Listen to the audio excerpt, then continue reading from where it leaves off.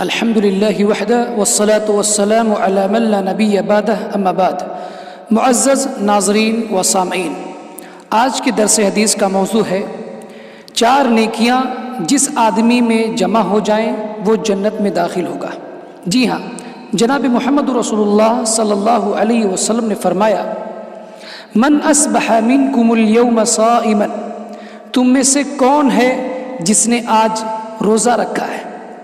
حضرت ابو بکر صدیق رضی اللہ تعالی عنہ نے کہا، اے اللہ کے رسول، میں نے آج روزہ رکھا ہے۔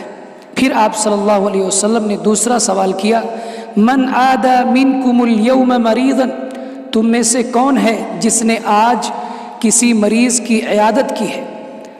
حضرت ابو بکر صدیق رضی اللہ تعالی عنہ نے دوبارہ عرض کیا، اے اللہ کے رسول، میں ہوں، آج میں نے فلاں مریض کی عیادت کی ہے۔ آپ صلی اللہ علیہ وسلم نے تیسرا سوال کیا، من تبع منکم اليوم جنازۃ، تم میں سے کون ہے جس نے آج نماز جنازہ ادا کیا ہے؟ حضرت ابو بکر صدیق رضی اللہ تعالی عنہ نے کہا، اے اللہ کے رسول، میں نے آج نماز جنازہ ادا کی ہے۔ پھر آپ صلی اللہ علیہ وسلم نے سوال کیا، من اطعم منکم اليوم مسکینا، تم میں سے کون ہے جس نے آج مسکین کو کھانا کھلایا ہے؟ حضرت ابو بکر صدیق رضی اللہ عنہ کہتے ہیں، اے اللہ کے رسول، میں نے آج فلاں مسکین کو کھانا کھلایا ہے۔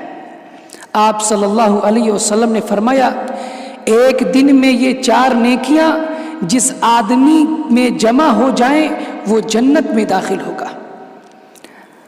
ناظرین کرام، سامعین کرام، آپ نے سنا کہ جس آدمی کے اندر یہ 4 نیکیاں ایک دن کے اندر پائی جائیں، یعنی اگر وہ نفلی روزہ رکھتا ہے اور اسی دن کسی مریض کی عیادت کر لیتا ہے، اسی دن کسی کا جنازہ اس کی تجہیز و تکفین میں شریک ہوتا ہے، اسی طریقے سے اسی دن کسی مسکین کو کھانا کھلاتا ہے، تو ایسے شخص کو جناب محمد رسول اللہ صلی اللہ علیہ وسلم نے کہا ہے کہ وہ جنت میں داخل ہوگا۔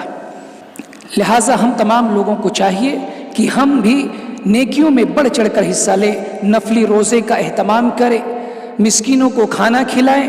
اگر کسی بھائی کا انتقال ہو جا رہا ہے، اس کی تجہیز و تکفین میں ہم شریک ہوں، اس کے جنازے میں شریک ہوں، اور اگر کوئی آدمی بیمار ہے تو اس کی عیادت کرے۔